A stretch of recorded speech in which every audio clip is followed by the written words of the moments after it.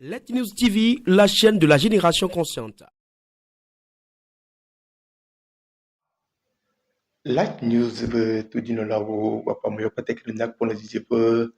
pa mo ken light news mi to golani ba ku bu to rede e mi nya bo be mi ba do fe yam ba ku ma ba mon veve mi ba na mo sem e mi do fe yam ya nya to ji nya do fe bo jo go ni mi do na mo se mi e bo be fe yam ya no no yite fe nyire nu yo ni mo tek papa de to mo no ku ba si breke ko e ni on a te ko no ma lo tradition brene et le egbe ekele mi le nyaba di po mo di kele ni light news tv am mi ya nyawo na tutu ban le epo mo do epo akpeve blave afo akpeve blave vo mo e yakai mi le yakakwa tutu ban mi le wa na tutu ban ke mi ya wa e mi ya no tanya ka ji ni tanya ke nyambo be ni choro ba ya mi nyawo no la ho aga ho le nyawo to go ka ba do afido wa ho haya le ni na mi kan ku dum e te ona to kana monto wa de ke yi wa odui government ba de na ngare dru chom e le conseil des ministres kwa de ko weru ubi be no ba haya ho be victoire wa tuna ni ke le we caution allo caution ba ku avance de ke ba caution pa avance ma wa ni ke na una mo kwa government ba be no wa ya o tia mo ton wa tuna caution o tia mo ton avant ça cha o tia mo ton de ke ba le lui kan to ni de ke na sen ma gomo lui apa de ke ba tanya ndi mi ya no egbe a bo to nyako be amoyo na pa haya ma de e je jino wa amoyo na kwa tuma de e ulo haya na mo wa de ke o chona ko lui pa de ke bo na me am ne bo be mi ka mo mi to nya de ke ko mi wona je ji trésor akoba ni ma ko de ke trésor li ma ba ko ma de trésor bo de ke trésor apo me am de violé et pour voglio guadagnolo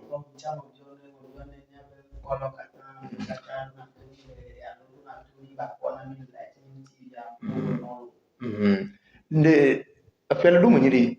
o nyaga ko na mau egbe ya ni mi do mi e ma mo na e me lu wa me nyinya o ji fu wa e do to ba de ko nya ko na mau ba te ko na ye jinye ni nya wo mi do yo Jean Azianko ya ni kado la ndiki Jean apo me apo mo to la ho apo yo jogo ni no me bio no chan doit être zona tradition alo jeji kwa mi che ko ya mo kwa alo ko bubu mo kwa mi biona da ke bo jogo ni ya ke ne nya no no kwa si de ke le biona chan ba to bio no chan lo yo mambo be tanya yo kimi mi tali ba yam yo kele dan no ngati tan ma kwa pastor ito komi amikeli ni etatone mouvement lo ratu ko we MLK alo mouvement Martin Luther King et kele bani adjoint au maire le commune golf 2 et trawema icham sali ya janom jam le de ke be tanya mo le ke be tanya kam chan mi ya ko huissier de justice de kele ni après to maître Losoui Yves ichala ko ndo mo ne mi chechu de ke kenton yo caution ba ku avant ça la chala de mo ne mi ko we amoyo ke ne janno ntinye egbe we tanya mo ya nya wo ma kwa seriama yi trésor ba o trésor te ko nya du tanya to bari ko ya bari nya ke la siura gona mo wa no ate no agbo pe mo ni de okay ya ke ma te bone ya mo le ya na ma biara jeji o mi kwa te je go mi kwa te da wu ni go ba mi se wala wo cha e ba jo na ko la ti wan ke ma go na da mi ti da le bo nya ko mo ni na mo ba ko ni ya do ni ko no mo te go so le ji ne la ko ya mo le ji ko re me na ya ko to e be ke bo ko to ko be ya to so asi wa re e do ko e me ma ba o ka le viti a le ji la de so e go ke le de so ma do ko e me ma da go ba fo fo ba do ko e ma na ba ji ya do ko e me ma non ka nya go nya ke le to ti ko ke le rêver ne rêve wa so réaliser e je le ke ko e non ka ma so e na me sa le ko ya me na nke ya me se wa le ko mo na nke ya me se wa le experience bon bueno ma ora bu ti lo fa mo da ba mo no ba ya me lo pe ye no no ka pe ya de janvier à janvier février ka le 12 mois mais ma ba na me se en belle de sur réaliser ne ko na a me lo pe ye no ma Et là, on s'est réalisé au bas de janvier, le décembre, on avait même la tout le monde du pouvoir, Nigeria, et pour contrôler. Donc, jouer les gants, ma sœur, on va se réaliser. Yo, Jean Azianto, oui, regardez, tout le faut dire la sio, ola, on nya, moi, que nous n'a pas le, il faut pas moi dire la news TV, il n'y a pas de, ah, non, pas me dire. Oui, menya nyure be amo o konami alo senami be nyawo gbogbo le Light News TV be di pe npo mo adi bon au fait ne nyama glonya matin globe kengbe nya gan pe ya me am si am to nya re ke be gan pe am ri puisque nya ni mo no amade ke gbo le ba ho mu alo ni mo no amade ke le be church pa mu alo ni mo no amade ke gbo le be hu pa mu ke mo cha pi et 1er janvier 2022 abado ta me si am nyang ke ye be di alo ke be gbo le ba be di ke ngbo mawu se kata to ati vu abone vu mono be gan le pe ya mo donc a de bo nya ma gbo be job be ke ya me si am fia alo nke ya me si am gbo le pou ya be gomo je alo ke ngbo la gan pe ya me a de bo mia fo de di abe ne va me parce que d'après pour moi ça me la tin bien mais de comment tin globé da gan pe me kwa globé nu mai ne joji afa ku ne joji alo nu ngba so ne yo be kan ji be dagbe ko ba ni kwa be da gan ke nya wa do ni be de gbe ke ya me si am fua de gbe ya ne di ne va me ne pe ya be ji je mia ne wa tin asu amsi Yo. O mabobe tu lo mabobe amani na bobe flesh de demi le de que on est que tanya que mi tani tom ya man flesh de demi pour la do aga de nya be tanya me nya mo que nan pon la fille le vote américain il m'a dit man nya me le Suisse nya me l'Allemagne nya me le le Belgique nya me le Ghana nya me le Nigeria nya me le Bénin nya me le Mali de que ni belle ko China, Hong Kong, Afio, Dubaï, à Moussana, qu'on a pas qu'on a mis le Kebe TV a dit quoi, mi Dubonemi et le Kebe Tanya, Mia Bakotola, non, mais Tanya Kaimichova, il dit Bobi Am. Government Tanicho, et Pemboye, Mia, Dupoye, Mia, l'avril, Mia, ou on a de Yobe, oh, là, nous, Bobi, là, trois s'il, Mikemi, Bobi, Hohaya, l'un la ha, le Lumaya, l'un never to go, I'm saying, Keke. Bedina aku pori bedina tukara bedina tagbang manam dona la kha akwa no nyawa la ya ba ken bole ha akwa go me khofo tiawa o nyini kede yina di yo ba guna bobe alphonse acha alunka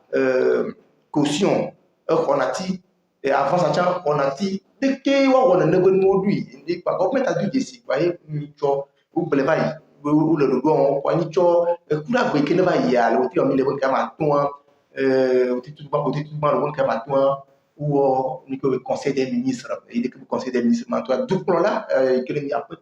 fort et sob dinam yasimbe il te noie le de que il te présider le conseil alors il te noie yo de que conseil à quoi lu ko ou projet on doit bobe un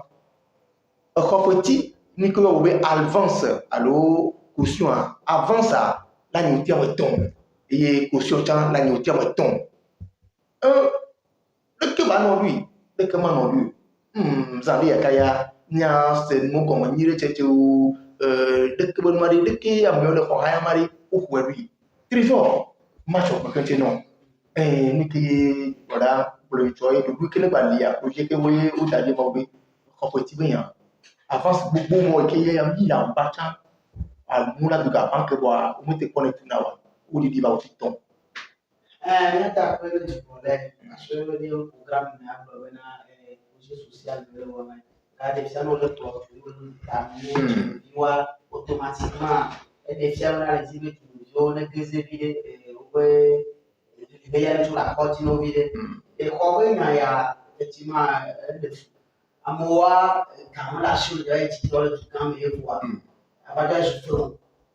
donc automatiquement notre décès tout on a ya bon et je dis quand on dit là ben il y a le tout pour les cas pour les maintenant et il faut politique de développement au niveau de la si vous continuez côté mais il y a tout pour vital même on la content dès que tu vois tu corps en phase venir normalement au quartier pas ni plan quartier de grand puis il y a nous à tu corps comment le gouvernement la soutenir là plan d'aller nous planifions le côté malé. Le plan, il y a plan, on l'a trouvé. Les logements, on l'a trouvé. C'est que même logement, on l'a trouvé. Même dans les pays développés, on a adopté la politique de. Le gouvernement a tout logement d'arrêt, on a tout plan arrêté, on l'a sur tel nombre d'années. Là, après, on va tout ton temps, croire. Tout bois, bon, moi, le nom, et ouais, venant, moi, apprécié le gouvernement. Un. De deux, le gouvernement, il faut une mesure d'accompagnement. Le gouvernement de cette tournée, est-ce que le gouvernement, avec le temps, elle va dire si m'a dit, le gouvernement, avec le temps, elle va venir, bon, quand va les deux problèmes, elle va jouer un gant. Donc, elle va venir, et puis elle a dit, donc, nous va dire automatiquement, là, où bien, quand tu as la tête, c'est un gomme, bien, donc, pour le moment, on a trouvé action, c'est salutaire ce que le gouvernement fait voir. Et bien, on a trop accompagnement. Et que dans les communes, commune où la Jawaba, au moins, on a mis quoi, et l'homme commune au sous-bord, commune où la Jawaba. De telle façon, on a le logement social. Dans le logement social, nous, on dit qu'on veut prier, elle a obligé. Et après, on sont là, on sont là, revoir, on veut prier à l'autre niveau. Et de 200, il y a un mot, tout comme 1900, au même moment, on va maintenir qu'on fait, à me voir, on va là tout gazeti, là tout gazeti, à me trouver, à me nier là tout fait, à me laitier là tout fait, à me rock, mais là tout fait. Mais pas bien bon. Nous on pas les terres du me viodi donc à de coucou gare bena après toi ça me tout après ça bena amener va les tic bol après me de après moi les show et doit pour na me va na donc gare me commissaire no vogan et ga ya les con de me ga yo kwam voir hora ya benya que après toi ba hedo ya c'est que autorité beni va terre du cat amener va quoi et que ma odo ya be jopo amener be ba ko ko ko lon de ba e be garage be le côté mo coréen en attendant ce que veut dire bena e gbon bena e ba computer cvv bo be mu ni be ko mu après mu le so e va vogon re e do e ku e va amesia mo hane no vialo amesia mo hane no via amesia mo hane no via ku yan sian ko ke mboye makanjo be obano wa le ke be du bo me di le to signé ke signé ka do la ne ke government aglement et que government avec là nous bobé yo wa di ko foti oji avant ça leur projet le fils est animaux diamant et puis ton de que ni ko ma ru signé ka do la ne. Oui, Philippe, maintenant, le gouvernement a participé beaucoup dans nos mamans. Et douantia, il y a mon peut-être là, il y a surprendre à moi, là, il y a une surprise, ben des lois. Et honnêtement, il y a mon pas, le gouvernement a doit adresser ma tout, payer, mais il doit des tout, parce que voilà, on suivi, après, on va pas bonne idée, c'est à la $1 parce que, au fait, Kohayato alo kotulawa mokosi mokono le Kohayawa tamunwa deke be sela adunkuno vide alo gometa be sela adunkuno vide voa nyate ko nya onibe rien be gometa wa wena nkanti mo plana no alo vi pata mo so si deke mi plana ne da alo vi pata ke mo so afile le leji jai wa tode eye rien be la mo fom mani be bekem la mo no ja deke be do voa we ma yobe lana ko de kabaga alors que am fobega qui gochapi atima mla ile hom voix et puis le tuba le ya kafla oletano de me ba de me d'accord pour de aba yitu gambo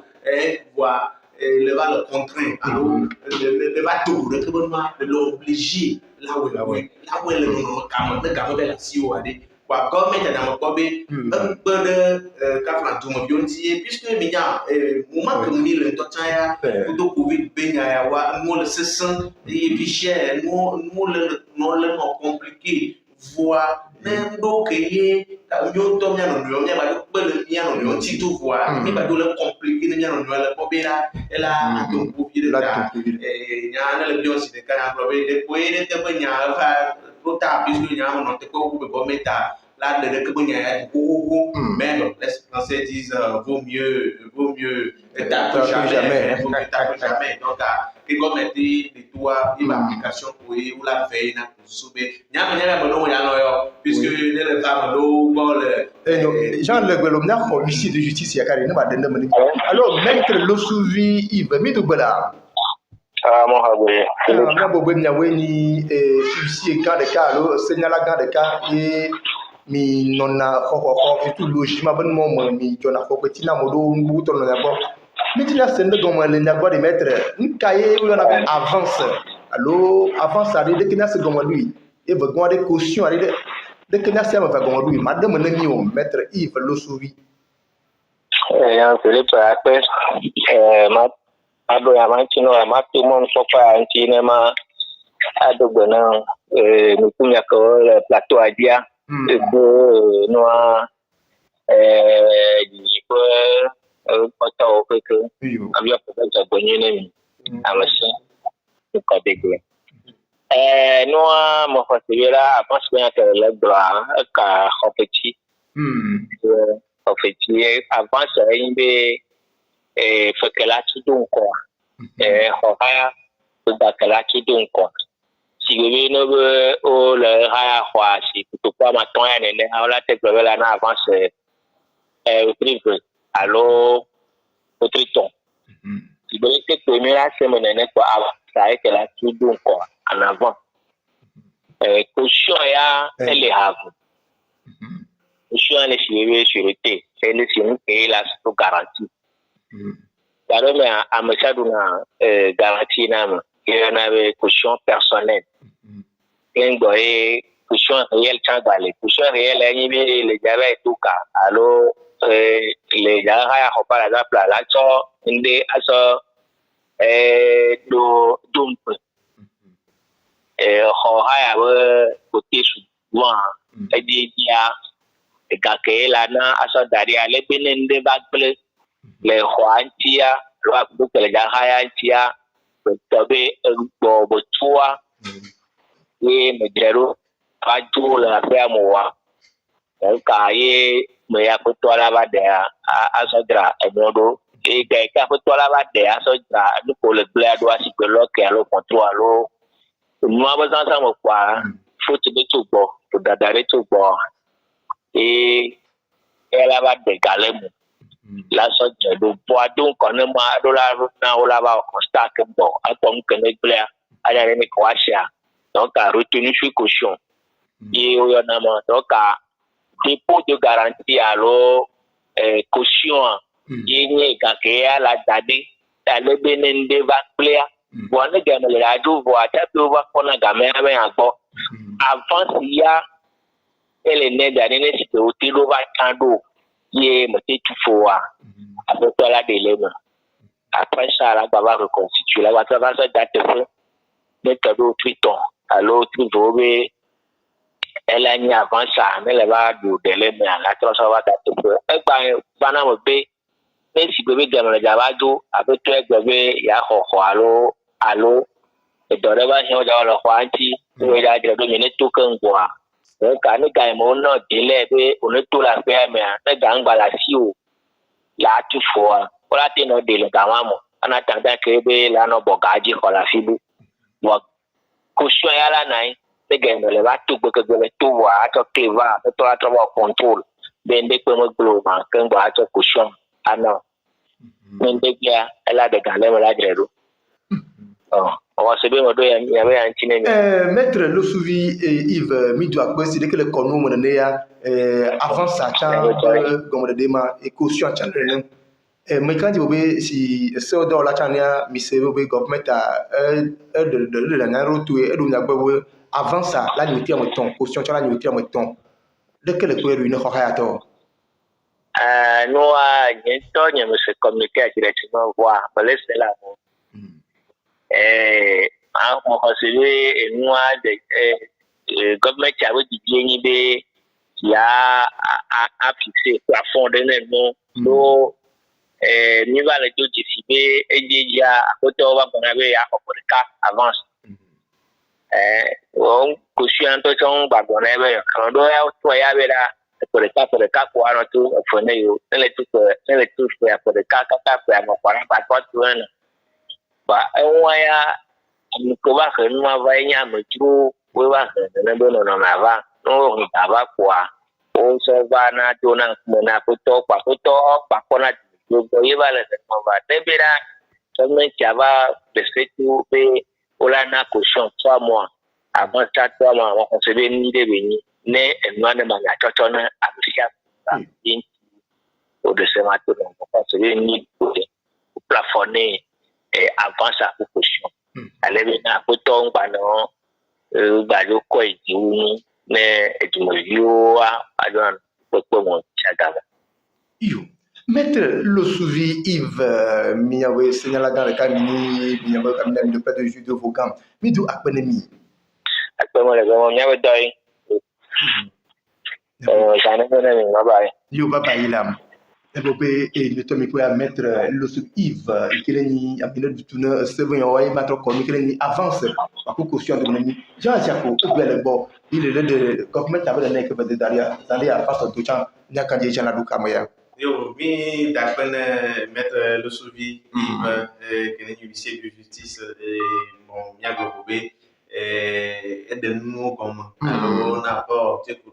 yo y a que problème chani le fianti par exemple le bloc bobé me le nyamle no te pas le décision pour parce que amadoa ni na ba bisa sena ndo bedo be kaflan ne le daba ha ya ho i blono na po de ka bega voir gamo po por cabo gamo la ciudad donc lo régime ti da haemo ti ja que ti da be haya po wa de ki kala ga be mo mo ta pin que le fu va le to amelo to me la tinwe wa sana no bi de kwa de que be na na que government a de to ma ko be an ba sana ko mo nya to no certes mi nya ya mi de bi ani ba mo nya pleno ko mo nya to no voir mais ni be de le haya ko très longtemps et dans la chaîne le una avance 3 mois pour la locution 3 mois bon problème de peu grand de peu voir de première problème à ma ko chan ya be haya ko to no conscient ni be amele ba ko mai chai mana pour sauver les 3 mois peu avance que na ne va pour les invoquer elle verra suite à l'occasion une ko le bois faut que le bois alors moi ko ne pas te donner fiche de cas ko nya on ya rien d'abord ne ko haya to ba ko de cas gachan t'as fait une idée à moi de tout après ne pas pour le cap gâchant de la base que va brûler tant même chose de bébé rabi ne n'a pas montré pour que notre frère mais quand tu viens la mode pas pour moi il truc le photo n'est pas même le problème de courir ne n'est pas de pour venir voir fond le boulot si bien moi trop là va pour ton et voilà si à toi là il y a pas de loin petit tout problème là ma pour tout ko haya to mais on to chabi ama que do bon na que mon tabe de le bina pour le capwa le va tout faux moi tout faux well nyabe ra yo mo ka o tribu kwia yo lo ko ka ka la baba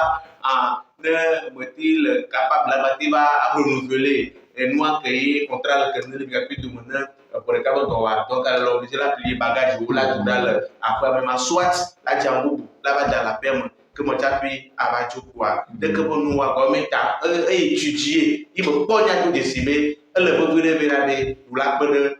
menti pas tout me bio chan o haya to chan tout ko tout lo chan comme c'est de pour la tout de que bon na quoi kana jibe mti papa anani wa mono le tito le amado ya me feno be no tout avance 2 ans on l'a cuit on l'a de galato là tu amado a dans 3 moments c'est avec beaucoup de difficultés donc comme ta condé ici na il veut dire que c'est government a condé ina de que bosia do trésor agoba le ebom yadi le to ngla government a wodo mani de le bleve du ki la to mundi de government a chamatel lenku le ndo to comment le ndo mo si bowe egbe o le bleve khofoti la ni ka kare kere ne khofoti ni ka kare kere ndo ma pache lu ke afla matériel le bon mo pa di di ke ne khom yo channel ma khlo mari c'est le patrimoine to asemo nende bon mari de mo ja to ha to kare ba government agbaku tamunyu a ha to gbaku amone tu affaire du moment no comme semo de quoi appliquer le bon mari bon en fait mo bleva i chan e bena ko la di ndo di quoi ko mo ji la gbo e bena de e ko to kudo ko ha to be nyanware eni nyankele sim nke journal le film d'habitude o la ko bena egbe be keke mi le ade amodolo onya mo vion do glova ina quoi ola va après mais ola no vion après tom ka kusuba après toi ne bloque wa ise to go bena o to na après mo quoi un système amoroso na ola vion après toi be o nya seta o de ke ton on 8 to ni be mo ja wo ra di e konji e kon le no chef kan go di konji o ra di essence di ele po mi ara be je no di essence di o ra di konji di essence di ali si ma gavi pe kri donc na ni o ke le moins cher a ira permettre bena amona ga o nya de ka jona nya o furo tuna vogan o va na zemi ya l'homme parce que c'est pour un temps quand que jo nous a que na bois caution allo avance que na bois yo on est la po na la mo mondiati station d'essence nous la que o mte pour le lesio ti mo le ja lo yo e bena am ke ora do zemi ja ba mo lo mo lo ko di bois awo moyen mo le gaji pe mi ava ga mo lesio donc e mo que we chop adwa na ouais camper là on doit tout faire na mais donc garder pour le dormir le pour gars là le tv alors le que ouais ouais ya jo va elo ama ko ave ya ko pour le carré que ba ko galo donc e gouvernement mi de bo bien le gouvernement ça bena ne po bonye ba didi après c'est quoi matériel d'odi ne ouais bena électricité be mo ciment gavi con clotan trop revoir secteur wantan et la commune Togo même quand vous avez les deux problèmes donc beaucoup de les na gouvernement va trop mettre en œuvre que va faciliter nous va mener maintenant auto de la seconde maintenant amérique le bordement et amérique le bobocha violater nous amérique la fille dedans du femme donc et ouais maintenant mais combien ça va maintenant et doua nya te pere nya on ti bena amérique le bob et sortir là-bas no bob amérique pere nti ogbe sota la pere ami ado mai amono amoba ko ha mo no lo va o jo kare ke collaboration le wa madwa no voilà so na apoto be view ni lo we bo no jo so i trop bova ka jo ko na ko to wa munyi be galesi kwa ya la vieille qui arrive e wona be na amoba to stona masi wa to ne manya familiarité na na ndo ka ko nya bo na lo ne no apoto ko do ko ga to do me eye dirwa ko ibishe ko ba jona gacha ko do ko ya to ko to no collaboration ne ko su bena ne mo ba ba amade ko ajo chono ja ya ya ajire ko mo la jo ko alo tribunal bela ka kare ko mera ko tia ba jo ko me ma combien compte le Togo et vous pouvez tout temps dire bana ko bo mi bena en tant que citoyen togolais on ba non na étranger be sing ba ba yo no do na mi le Togo ba we bena miajo no étranger be mi wona ni bena du mo vio ba no pefo moi jo l'Afrique du Sud carrément na Sud Africain ba bi di carrément ka o ba be mo dro no jo parce que o po bena yo le no étouffé wa me dro via le o be le no étouffé donc amia pogbo nya de pour di ba be que prendre des gens c'est très salutaire ya me terreno enyo bo we mi donc ne ma wa kon ko jo na du bo me ba no va mia ko le Togo Jean Asianko et government a de se drouiller du là il veut te pour baler il peut man il veut dire oui aflan ko haya mbaglo bo kin bono la haya ko le lumem le koron makeye même au on mkuwa fédération immobilier on mkuwa on dit cible le Togo même nous kin bo wa ko la so mo wa un yambo wa tuna 22000 logements le programme watu ko nini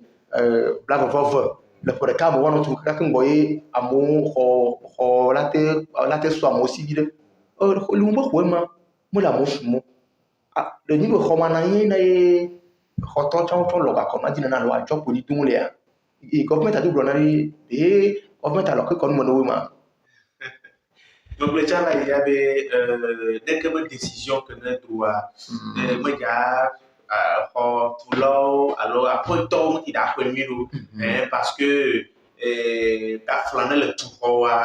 planer les pays alors leur projet de le roanti non on va le tout leur projet de l'anti alors planer le tout dès que on va à mon blonde c'est que ne yo tout cause de cas et yo avance ne pour le cas imaginer be à mon si de quel le alors à mon mot on va et pièce à mon le tout le pour le cas la mosière et le voir le réunion donc à la fois c'est de cas be donc dire le si c'est le cas la partie sur la on da mo si à mon programme de le garantie dadara government décision que de toi même matin on va attendre que haya tola kwa siku ama kune haya kwa wati kwa siku kwa jicho Bah, mon co, ne tout quoi, ma canadie, ma tini, que ne la vivino, parce que au très mon tombe, c'est rien. Ne le voyez pour mon temps, au très mon temps, le milieu, elle est épuisée. Il n'a même le plomber. Nous, on va avoir un problème. Tu va, à tort, plutôt, à pas tort, parce que, ne dit que, avance 3 mois, il y a failli. C'est le cas, l'épuisé, il y a mon bâté, va pour galer, tout le monde a des que va dans le c'est le cas, il y a un souper. Dès que vous décidez, on va mettre tantôt des fois, négociations, d'abord, non, il y a gagné une négociation, la bâté va à non, le à tort, ou doit pas tort, ou la tête va pas tort, peut-être il y a bien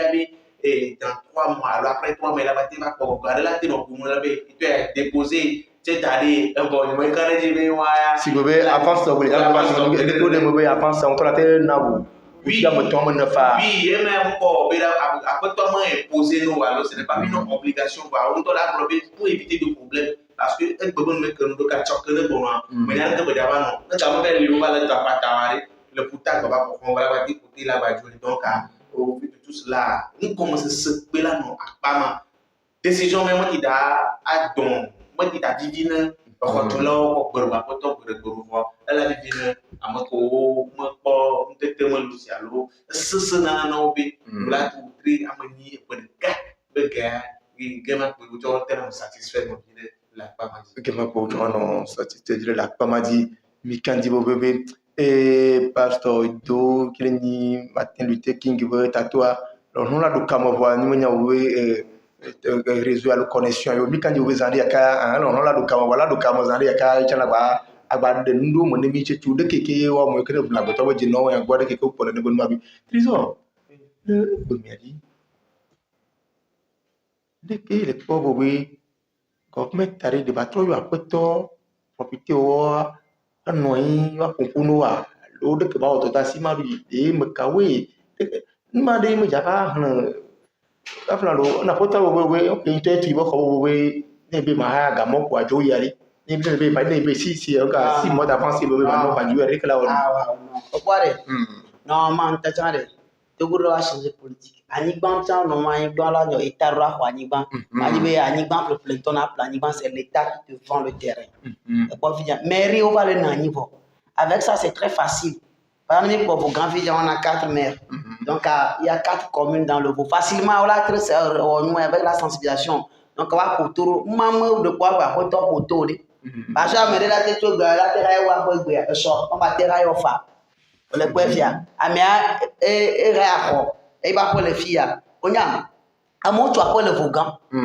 Après aussi le Vaugan, pour les Loumans, le Bova. De la même façon, à mon le Loumans, à mon la cigame. Au Sanamo, sur base, sur la cigame, non. Parce que sur la cigame, on va choisir les jagles. On peut mettre déplacement que yolo par mois. Et gava le bois, ouais, après le jagle, ouais, on va les loin. À cigame, donc, tu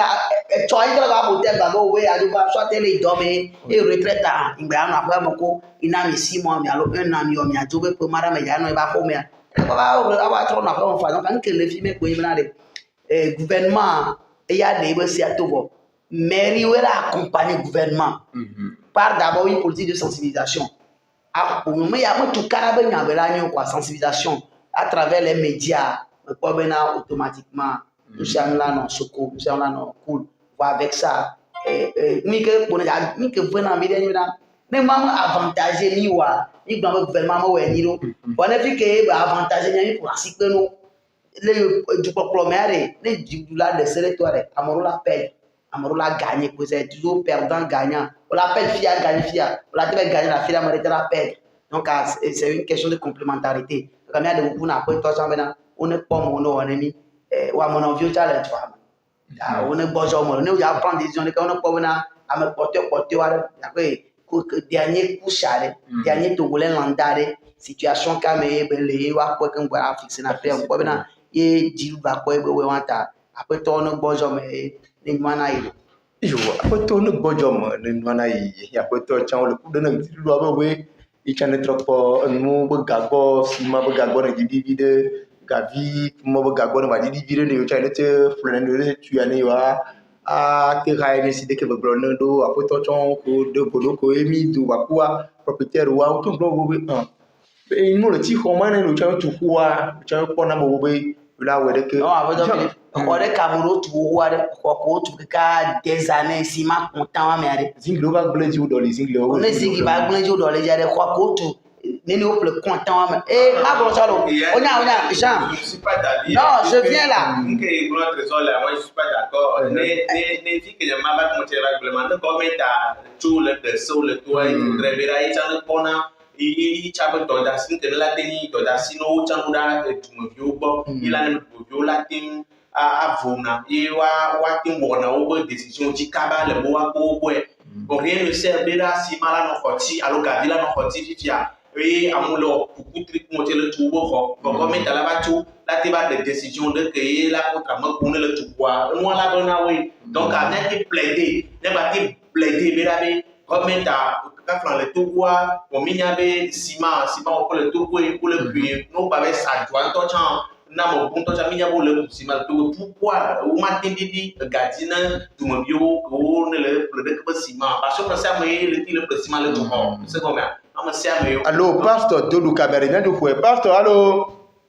Oui. Pasteur Do comme mi ni tato no mouvement MMLK mi du bonne mi du fo bonne mi bolo Mi ko fe kwena mi duna yo sakudo mi aweto jinolo pataka lo mo kole pomia. Mi duna ocha. Yo pasteur mi abo mouvement mi MMLK avec tamile ye le yi yakame mi nyawe government le du de leur projet de et le gouvernement ou no yi le conseil des ministres et du problème de nani yo de que le droit de obe an nebo ko hayo le lume ale msento wa obe no ha ya ko pour avancer ba pour nous le caution là nous tiens mon si bebe MLK ba ta to ne de que mi ko ne de que mi ko lui Mi a globé dodo ya mi ona do prudenti alo mi bione hobe de ke mi ba koye hofeti menya amesia mele yi le gbova amesia mele globe amedola globe le ti aden medola globe de ka po ton menye mi fait l'harmonie dodo de comme le mot chami konya be o hana ho chan ko so avance mutuna le ti aden ti ho iminya kwa mi ba pobe ba do gareme o eno a control de ko ngale dio ngale tio amesia mele le dakare ji o la dakal ko tiaji o la avance a pe kai pe toy e be ame aussi egamele bo cho le tibe e yo cho ya no afide amno afide a o le do ya sugbon kwa mi ba pe enyo le mi ana mi a bio so jiba go be le porteur me tourner ko famia yi ko be khofeti menya government a do no me ye o trasi donti quoi government ana wene ko mi ba ko ben ke government a projet de décret pour de avancer anti khofeti menya anti le to ko to garantie o be la yi enyi le tiame ton pa mi ko be enyi mi ke neni be mi opata alo pata mo sono wa enyi mi ke do jona mi go mi be amerela te ni ahoto gbia sur la tête to so ita ke so fa quoi après mago a ko tu toi même le tuer la fille de ko mi la fille do bi amoro la fille no va lo mama te drivo de mi te dro ko ava amesia mela kofi ke bano kwa mi kwa ni ke government awa ewe enyu voilà be on va to asiro ntibe amerique ma se bebele enya ya moro pastor le glebo be wa to asiro ntibe amerique ma se bebele de ke wa to asiro ko be de ke gama de wa to asiro ntibe do le gbeme am afla amuyo ke kono ja ha kwa wa wela kono bi de boa amuyo ikeye ou le patu ni propriétaire on to ade de uma ba du o e de que o já ka wa te respecter de que você aí que government a dila dari Amerique ma ba du de ko tutu me nyami ko nya be se we go nya we pe ya esima do ko tuno le khoti ne kwa Amerique ma to kwa gobe ya ila go ko godo no to ko be ya ko ya motu pe amoku ku vo o gbali wa me vio o le gbe non ka ko tutu me nyamo nyim beni Amerique la gome agugbedo ga oso tu alo amela abe awo a opre adoka ba so tu e me dijenye be ya ko avance quand ne aso be tout faire on va trouver là il y a là va dominer quoi encore tout ça tout même nous ça dit que wa les bien wa seme wa les ñu to mo alo didi ñu to mo amere ko do adwa bu klio be mi ti me global government ne trop ne ta ba décret d'application ne ba we do de comme c'est de ba na fi ya de ko la o se ne ba tin fa me doa mi de ko chuga me que government a mis les sermons sous bon voilà egbe ya mairie ole état d'habitation no le hama egbe ya fi ya o global essayer ya ola wele lome ola we ise ola to pour le lome ola te wele roma wa me gbo mi benya e ka lome grand lome a lome puta ko e be ka pour le moment bon wa mi nya be certainement la va étendre aí adun aí de to go be du côté mo wa mario allo maire la jabu ko la va trosi wa wela nyam yo action ne ko no ade do me ko nyibe na be den to egbe ame allo audacity adi voya be den to be ya to ngome abe haya kwa ne kuhireva mate sonya ma if your ho bobe ne we na we go if your ho wa le chama ton yo glo no to be tu pe ton ke mi kudo apoto me nyan donc a ho mate pe. Allô, pasteur. Mi kan di bobe de bobe connexion à réseau mi kan pasteur la trova quand même. Wa kan be amera be la dia kodo amula ba haya ho le eboa no haya ho le ti ko de kwa amela ga dareji gazeti etisi ezoti no wala so mo dareji kamen ko be ya nye me glo be nye amenobi tetereto e go be ka me so we boa bien no raisonnable de nous sami nya o ko ntia no raisonnable ka no do nyu to anu kwa mi mu no la nye be sesene amoye apoto alo amoye aussi amoye no so afro. Pastor, le blé bobe dudu mo wate na merio mo banye boye ni bani golf 2 et dana wi be agent mais le gama le ndo dudu wade de kemi ko bobe wate we kakai anya khoni ni kene le yobo ko mo ba ko ameno ba ho ha le nyawe commune am mo ne ba le ha kholi me commune am ko be miame service amo na collecte kudo noa kudo recensement yo da atodi za da recensement kan ko wa no yo la demo na mi be le commune chaque commune anya ménage donné e amo ni ko ha ya to san e mi globe ne si atodo kwa ko meri o gbobe waja gbagba mi aja gbagba apogobe amo ne ha ya ho nya amo ko ne va ha ya ho e condition comme lo mo kan be maire me doit niwe commune que bele ya wa popobe am ko tane le commune ma la jesia me le commune ma ko rabeli e agbe kamolo no le commune mo e la nyenu kala don me jisu ko kwa do ta si be nyinami be ne décret d'application ya ba do pa mi o do kurenci be ho tutocha ho haya tocha amerika mas ko bele ne ko ya molo yo ko tuto ko ha to mas ko bele mi o wa ole bi a ko tuto chandu le ko infan we gadio le nodi sima wa kuto gadio le tikhon de kwa ko gama ruina yo chawo le ma be on na ri nya te be ni be sima le hoti gadio le hoti hotu no pata kwa le hoti government arula pogo be ni ke jiru arula we ni be les kewe de se ato le be concurrence de ko ne go be ko de ko le fait que les fatalo les banjo amola yi abe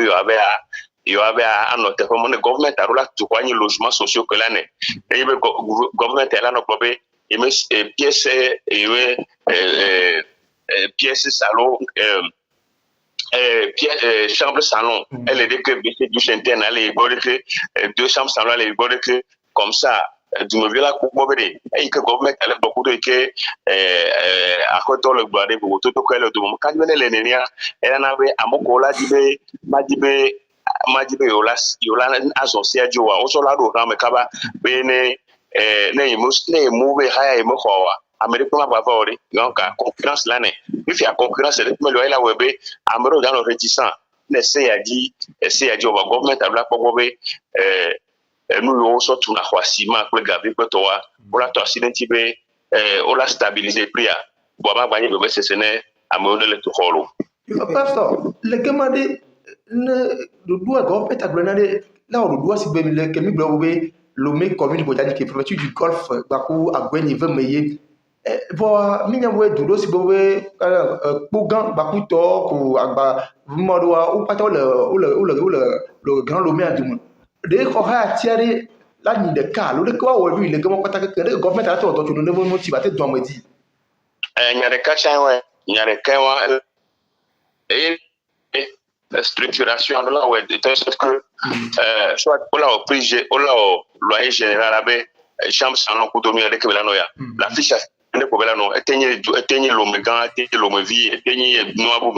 do we ne ya ba filo la ba no peut-être les hommes la fia mais ha ya ko do no de ko la wero donc awon ko ta etimi le wore de ko la wero donc anu ko ta mi le gobe enya ya ne jani ya enya lo vire enya lo wa experience na wo ya experience lo no akora be de ke bela no do na wo le lo de ke belia ila na be te ko toa ola troisi be troisi do ti quoi amesha mela de susu amedeko ma ba amedeko ya amedeko ma ko diko amesha mela no ti so be itu kwa mo ba ha na ya enyo icha ba ha ya kwa icha to di jeme wa ni ko be doa mo ni do bi be nyu gouvernement annoncé no boa la ko bo be en transparent ne ba no nyu ton Mais quand il va sortir trésor pour pas tant d'où le jade be trésor et rien très bien de pas. Oui. Njira bien me benade. Non la quoi le lomea akodo mea esimolo akodo mea gazemolo. Wana me ga kwa o ba do ba tona be na wa tuti fe atu gazefe na mo dru jora tu fe. Gemade pas so de kemi jate ba gma to ba so ne egma ba le no caution là non 3 mois fia après toi dans de seulu on to na la tuti fe la tu gazedo no ga kwa de est-ce que normalement de gazedo alo pizza doare o ha to la jogola so pasi alo so agbomia nya te fea ya ko nya directeur o ha ya to kuto akoto na la ficha fi go ni be gazeti si bon nya te fea o les ati ya kwa en principe o la do compteur les boke si compteur o lanya spécialisé ya ezoti ya izan ya si ya le bebe ni gazette toi ko na kubado memoire mkani pe nya te fea me la no charge na amené alors après toi et la charge na bon au point de be décider pour bani pouvoir et pas décider pour bani pouvoir et gamin il y a la petite pour avoir là il y a un raisonnable on a fait comme kimelo après comme zomelo pour tourner voir ya ko mkani be ekbea ni ame do dasi be ni le mairie obe après chapi amese mo topia no ado anome au moins gazero la nome gazero la no si le pas ko do ngolo la ne no ti mo le mo après mo ni be ni acteur ga jesia bon ita ba au moins le discutable na te pour que wa on peut pour donc et mi gobe mi to ne ja be ya o be ni be ola état généraux d'habitat non ni état généraux d'habitat quoi proposition là ne sous bon selon les compartiments voilà il y a donc état généraux de l'habitat ça c'est un peu quoi il y a des pieds quoi il y a le Yo asomita Jean quand tu pardon Jean Jaco ben de Bechado de Tarebe ya sende comme le pasteur moi oui pasteur oui mais dis ma que bien bébé les places va y avait il y a que des gens il y avait il y a lulu voilà zideka kiambe santalomi abenya kadoro na minya nyebe mmk on wa fune de ke bon mak bugure be wa te twasi bolenzi wa nyota minya be enya do lolo wa o twasi motro lenzi ya de fiare abi obedare est-ce que mi avo revendication o alon o mi kula mi transmettre le government aya allo government tanto kwetu de que ni a quel type de souci qu'a eu de que você a tomar on va trouver association des consommateurs pour les clients de quoi mais pas ta mi dona ya kejibe amegoro le suprême be avant scénario wa électeur yoti amener la aussi moi il faut la vous un an le tirika et de pour des cas mais graphique mais là quoi non bon enye mi ke électeur à mon souvent et il va webe ni ba identifier ni yame doyan sale government d'abord venez ba si ma pas dit bien mi ba connaît alors mi ba na prime ministre alors ben ni don la ba mina o ba nyabe no a o te o kato na Togo bio le premier là ni be on est pas so ha me nyan quoi cadeau ba o ya ba cadeau a mi ko be nous souvent l'indiquer mirola we mirola mo mo fu de ba volonté be a photo on ba ba stratégie be alo ba ko be yo mu danza haya yo ma ko no gbe o de joyi bo ayi chan nkan ni be mo ni mu ke la to mi ajo to ko ni be no bi o mu ba de be ya ba ano gbo gbalo ela so ga ba gagner de donner au niveau de manière juste, de manière raisonnable, mais mau ne va pas bien si négatif ça pour pas et là il y a tout yo parce que match ou dernièrement et c'est que le dernier année je pense que plaindre le gouvernement à boy bêté donc c'est dit les les associations va pas dire dès que midi a ouais lui a été accompagné gouvernement les dès que décision mais l'application en ballon vous tu ne anciennement il y a trois transmettre dans la gouvernement à proposition souvent les premiers à transmettre dans la gouvernement les associations des consommateurs donc on a mis les ordres pour et pour nous donner le nom il y a proposition de la gouvernement et nous y a mis pour bien les bannis mieux pour c'est que au de toi pour avec quasi proposition elle a fait le gouvernement activé et que d'application de matérialité elle a été dans un monsieur avec du hotito à mon autre fois pour toi pour oui parce que de comment bien à mi côté comme il y avait agent au maire néné conseil le camion on avait dans le lomea démarcheur on en avait le dit on a mais à moi au chon escorté na à mon collègue dit on vidéo et disposition quand il prendre le côté on au problème à mon service nous on avait agence immobilière donc on a pour agrément na khoya haya lo démarche o aji koname bo be do to le ola onya ambuna o bo ne mi do ba pa nyu chama bo ni bo pa ba da nya bo pa mi go ni amedo lo do ma o le sense o la pe den to ke te ben do ma te ko amedo le wala ko gala so wa wala do o ma ko o no be ko li kudo no donc il y a pas ta kem kan be secteur a Mirola a organisé secteur, a ordonné secteur agence immobilière. Mirola a ordonné le commissaire quand même, elle voit, il y a ordonné, a organisé secteur, mais est-ce qu'on va nommer souvent. Yo, pasteur, et donc comme il y a un état de mouvement MLK, oui, il y a quelle action la gloire, à moi que le d'accord le balanian, le que vous dites, pour moi dit là, nous aussi vidi. Oh, et puis mais bobe nous que nyane le nyasi nyama kwenye be nyama tuwa me to gwa me tu ko ne ba trop o mu ko na tu alo ma te gbo le ko to kwa opposition mano ya munyu wale be c'est do li a on est c'est do da ko c'est do le que mio opposition be pas te s'exprimer pour même presse nyama ko journaliste autant c'est do li a so le ben so bon et quand il met journaliste on va le pas en prison on va le le dari munyi ke to mietio to ko ngba nya ne ko no fiji bo ale journaliste o adoka pamo kwa 2022 ya tu a proposer ba trop mais démocratie que mi le dit ne ba le no tombe amrola ne onya pas ko ni ti pas ko la ko voto to la ko le gouvernement pa ba mi o nya wa no kule na jo wa ti mai ko e nya na mi en to ko bio amesia me kuri no dore a le to ko to trop ben mame igba sa si data me nya gbo ko be ambe o ne we de nya